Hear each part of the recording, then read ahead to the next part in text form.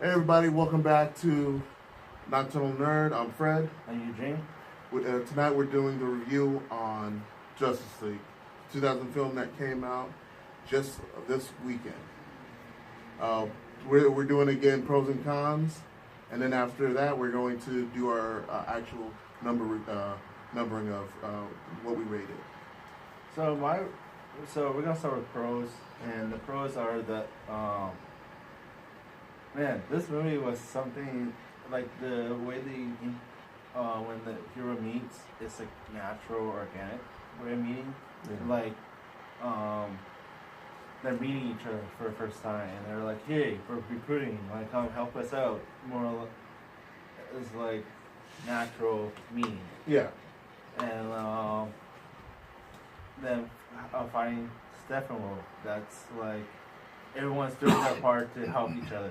Yeah. When they went to the sewer saving like Cyborg's dad, it was like, okay, Barry, go and save those while we take care of Steppenwolf. Okay. Because he's not a fighter, so I thought that was actually pretty cool. Then you also see each other's background story. Cyborg, like after finding out he's got experiment on from Batman vs Superman, he's starting to realize, oh, I'm not fully human. I'm never gonna be the same again. Like you see each other's struggles with their abilities.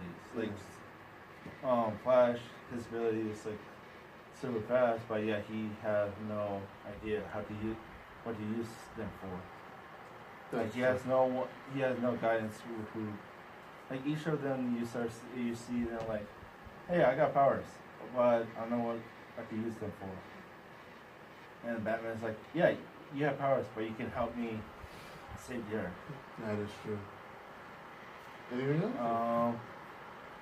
The graphics, they look amazing. More like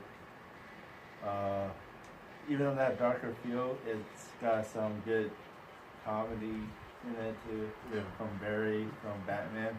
Which is interesting. Batman having comedy, comical sense. That is true. I've never seen Citizens before. The only time, like, you've actually had to watch, like, Batman the Animated Series, Batman Brave and the Bold, or the Adam West Batman, or even the Batman during the 2000s. Where it's shown that Batman does have a comedic side, but for some reason, Hollywood always made him, like, the super... Christian Bale, like, I am Batman. Yeah, super serious. I must become something emotionless. Yeah. which made me sad. I love how they brought Superman back from the dead. It's like, at first it was like, oh, just put him in the sun. But nope, we're gonna use technology to help him come back.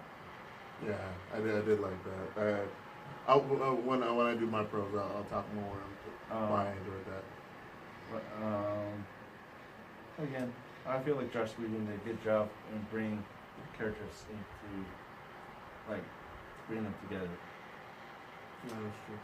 All right, for my pros, one of the things I really enjoyed was for the film, they gave it much more of a lighter feel. That you could tell that when Josh Whedon did the reshoots, he changed, like, he took the scenes that were there, but changed them to where it wasn't so dark, it wasn't so like grisly. They gave it like a much lighter feel. Like you could tell from when Zack Snyder was filming it, and then showed the scenes where Josh Whedon took over. So it was actually pretty good like that. The other thing I thought was actually pretty good was, one, there's far more color in this film. Mm-hmm. Like that was the one thing that like a lot of people had gripes with, but they actually fixed one in Wonder Woman where they actually show the contrast in color. Like everything could look grayish, but then like Wonder Woman's armor is like beautifully red and blue and gold. Like you could see it. Like even in this film, like certain scenes, you can tell that they were when they were dealing with Steppenwolf's the mother boxes. Everything was like off tilted color, but then when they defeated the mother boxes and him, everything went back to normal, and you can tell the colors went back to normal. I thought that was actually great. The comedy in this one I thought was actually pretty good because the way they used the comedy made sense. So like one I thought was one of them I thought was actually pretty good. Like we saw in the trailers the scene where Batman goes to recruit Flash, and he's like, "I'm making a team, and I want you to be part of." And like Flash like stops, but wait, I know what you're gonna say. I'm in, and like Bat's like, like in the in the back of my mind, I had a speech and everything for this. And he's like, why do you want to join the team after all? I'm really alone. I don't really have anyone. And then like you see Flash goes on a tangent about brunch, which is like what what's that got to do with brunch? Like what does brunch got to do with you and like people? But then like funny thing is later on they do bring up that joke about brunch at the as one of the end credit scenes, which I thought was actually pretty good. My favorite comedy is Aquaman sitting on the. Okay. So there's like I don't want to spoil too much, but there's a scene where Aquaman it's on their way to the technically the final battle, and Aquaman's like he sits on the Batmobile and starts giving a speech. It's really emotional. It's a heartfelt speech. It's really tugging at your heartstrings. And then they later revealed something. You're just like, oh, that's nice though. And like you see Aquaman kind of mad, but then he can't really get mad about it because everybody's like they were pumped up by it anyways. So it was like in a total Flash, like if you repeat the same thing, I'm going. I will kill you. Like, I will kill you, like type of thing. Why me? I know. I don't, like he threatens the Flash because he knows the Flash is the only person that won't fight back. Everybody else will fight back. So I thought that was actually pretty cool. I thought the other thing was that they did show side characters that we didn't think were going to be in the film. So like Mira, Aquaman's in the comic books, Mira and Aquaman marry, but you can tell in this film they're not married. They're not together yet. So she's the cool thing was that they hinted at that she knew Aquaman's mother before she died. So it was actually, and then it's actually shown that she can fight. She was able to hold off Steppenwolf for a bit, which was actually pretty cool. Another thing I did like about it, I really enjoyed it, was the way they resurrected Superman. It's like they didn't go the usual comic book route. They went with a way it would work in comic books, but it hasn't been done. That's one thing I thought was actually pretty cool. And not only that, the way, because everybody knows Superman's going to be in the film, the way they showed him, I thought they were going to go with the iconic all black with the silver emblem costume. I bet you if we watch the director's cut, it's going to be there. But they show him like when he comes out, he's just wearing he's wearing the slacks that he was buried in, with no shoes and just bare chested. Like what the heck's going on? But the other thing I do love about another thing is when it comes to the Easter eggs in this universe, there's always a callback, or they later use that Easter egg into the next film. So it was like the scene where, remember in Batman v Superman, Batman asks Superman, "Does he bleed?" Yeah. And then in Justice League, there's a scene where Superman has Batman, and he says the same thing intimidatingly to Batman, which cracked me up because the way he said it to him, and you see Batman's like his life was flashing before his eyes. You can tell he's like, "Oh man, if my plan B does not work, I am dead." So it was actually like the other thing I did like about this film is that you saw like characters that were influenced by Batman v Superman. What happened to him afterwards? Like you saw what happened to Martha Kent. You got to see what happened to Lois Lane. You got to see what happened to Batman and Wonder Woman. Mm-hmm. You got to see what happened. You see a little romance between them. Okay. I say a respect yeah. More of a respect than a romance, because she felt like at times Batman in the film undermined her, but she realized later that what Batman really wanted her to do was, out of everyone, she has the most combat experience. Right. So he actually wanted her to be the leading person, which I'm actually cool with. Because usually we've always had Superman as the leader of the Justice League, or Batman, or both of them, or both of them, or at one point Martian Manhunter was the leader. But this time around, they actually wanted a female to take the lead of the team, which I am cool with. It shows that DC is willing to change up their style. I think one of the last things I did like about this film is that, like you were saying, how each member of the Justice League was able to complement each other with no problem.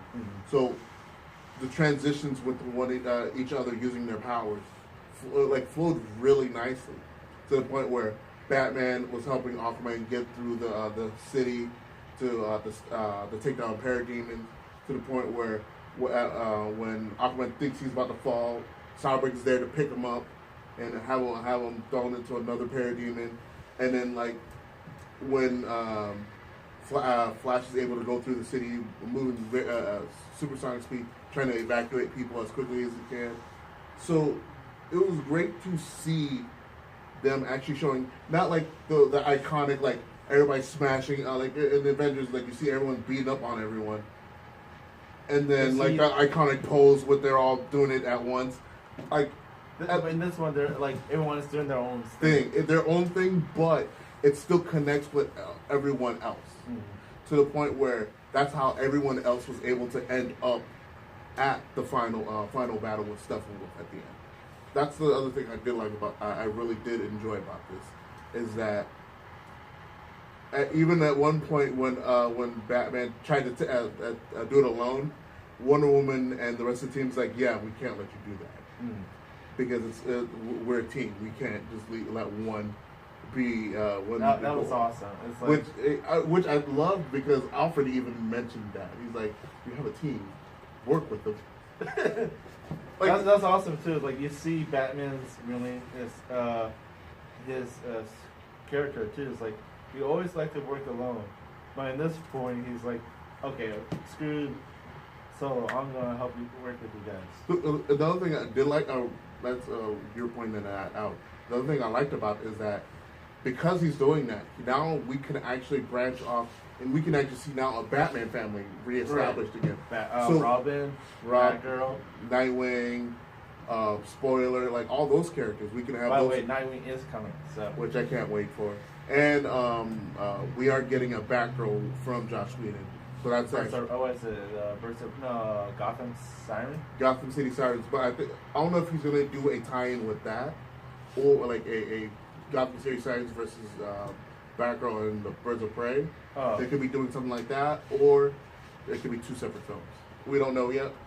But I do notice DC is willing to push forward with more female characters. And Robin is coming too, right? Hmm? Robin should be coming too. I don't know if they're going to give Robin a solo film. Well, like he's coming into like a Batman movie or something. Yeah, they will introduce a new Robin. You know they're going to have Damian to. Wayne. It's going to most likely be Damian, but an older Damian. Like he most likely be high school. Because in the comic books he's technically a middle schooler still, or about to go into high school. I wonder what they gonna do with Martian Manhunter from the future. I could see another crisis happening, to the point where John has to get involved. But I digress. Let's get into the cons. Like what causes to like second guess the film at times? There's not much of a gripe I have, but it's like sometimes in the past people complain about the villains. I still it was still there too, because like how easily they kind of beat up Steppenwolf. Like at the end, it's like, oh, all of a sudden he lost his weapon. He's getting eaten by those parademons. Oh, I think the reason why people are griping on that, but I kind of understood why they did that, is because that weapon was an apocalypse weapon. It was a very powerful weapon. For that to be shattered so easily, and technically he had no other, nothing to stop the rest of, like Superman. That's why he was happy to hear that Superman was dead, was because he technically knew about the Kryptonians. He knew what the Kryptonians can do under the sun. Oh, yeah, okay. So for Superman to show up like that, he's like, crap. Really? I don't know if this so easily took him out. Yeah, he was able to take him down easily. What else did I regret? Let's say like some parts, it was kind of like there was okay. There's some parts where like it was like shifting focus a little bit too much. Like oh the Flash, oh no now Cyborg, now here. There's like I understand you trying to introduce, but still that kind of the whole in general the whole movie was good, but there's still little parts where like kind of went off on a tangent a bit. Yeah, I understand what you're going with that. That was also a con of mine. The film did not flow well. Toward the end of the film, like middle and end, that it flowed nicely. You could tell that was Josh Whedon. Josh Whedon, you could tell was able to flow that nicely. But you could tell where Zack Snyder had screwed up with how the movie was supposed to flow. That's why Josh Whedon is such a great director. He's like, yeah, here's the chaos. I'm gonna bring in. Yeah, he reeled it in. Yeah. He was able to reel it in. The other I have another con I have is the film was too short. The film was too short. It was under a 2-hour mark. Something like that. It's how you gotta consider though. People have a certain attention span. Do you know the average movie, the superhero movies, is from 2:10 to 2:30. Oh, this didn't make 2 hours and 30 minutes. 2:10 to 2:30. They could have at least left 10 minutes into that film. 10. I guess some parts, if they put it in no, it would be like a rated R. They want to. No, I heard that some of the scenes that they had filmed didn't flow well. That was one of the reasons why because I went online and looked up why a lot of some of the scenes from the trailer were cut out. Like the Alfred, like you're here. Yeah. I didn't see that one. Supposedly, they're hinting at that could be Green Lantern, but that could be another end credit. Oh. Where like Alfred beats the Green Lantern, he's like, "Oh, you're here. Let me show you to Master Bruce," or something like that. But we might see that in the extended universe. Yeah, the extended cut. The scene that kind of made me sad that they cut out was the scene with it's a recut of the Lois and Superman when they're in the field. Mm-hmm. The scene where Superman he only turned his head a little bit. So is that a yes? And she's like, "What? The ring." So it's a yes. Oh, because they cut that scene out. I was like, no, they should have kept that in there because in the cornfield, right? Yeah, the cornfield. Because it felt organic. It felt. Yeah, I feel like they cut that one out too. It's like, oh, wait, what? If I was Superman, I would want to know.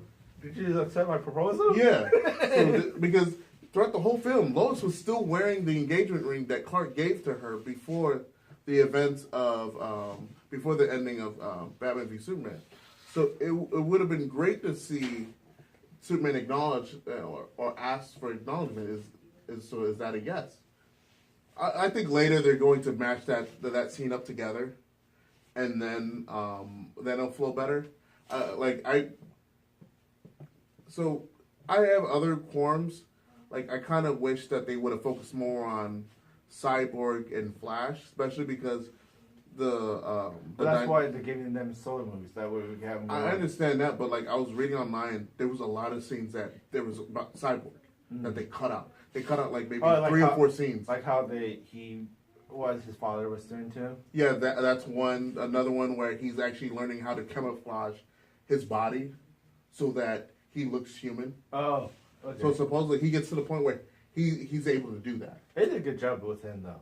They Yeah. made him look so cool as Cyborg. I thought the graphics would have looked really bad on him, but Cyborg actually not only felt great, the actor was able to portray Cyborg the way that it made sense. Now that they're Cyborg, they're coming with Nightwing. We might have Raven and we might have a Titans. Live action, movie big screen. But then they would have to introduce Flash. They would have to introduce Flash? Kid Flash. Oh, yeah. But they're gonna have to. They can't call him Kid Flash because this Flash would have to be an older one. He would have to be. In the what you call the Flash movie, they could introduce in that one. Sure, they could actually. He could beat another, a Kid Flash that dropstick kid part becomes his own type of Flash later. But mainly it was mainly time and like certain scenes getting cut out. That was the only a major gripe I had. We might see back. That's why I can't wait for the extended cut. But anyway, the rating I would give it like 8.5 out of 10.